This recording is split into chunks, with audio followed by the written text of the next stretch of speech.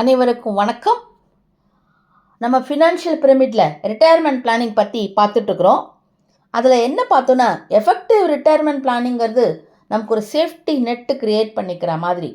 நமக்கு இப்போ இன்றைக்கி இருக்கிற இன்கமில் 3 டைம்ஸ் நமக்கு ரிட்டையர்மெண்ட் இன்கமாக வரணும் அப்படிங்கிற ஒரு கால்குலேஷன்ஸ் வச்சுக்கணும். ஏன்னா நம்மளுடைய எக்ஸ்பென்சஸ்லாம் டபுள் ஆகும் வருங்காலங்களில்.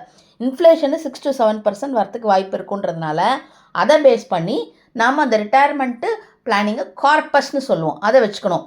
இப்போ இதில் 3 ஸ்டேஜ் இருக்குது. Learning stage, earning stage, retirement stage.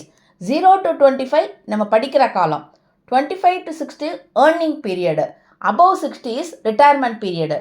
So இந்த 25 to 60 ஏர்னிங் பீரியடில் மினிமம் 10 to 15% நம்மளுடைய எக்ஸ்க்ளூசிவாக நம்ம ரிட்டையர்மெண்ட்டுக்காகவே அந்த கார்பஸ் வேணும் அப்படிங்கிறத நம்ம சேர்த்து வச்சுக்கிட்டோன்னா நம்மளோட ரிட்டையர்மெண்ட்டில் சேஃப்டியாக இருக்கும். இன்னும் நிறைய விஷயங்கள் இருக்குது, அடுத்த வீடியோவில் பார்க்கலாம். தேங்க்யூ.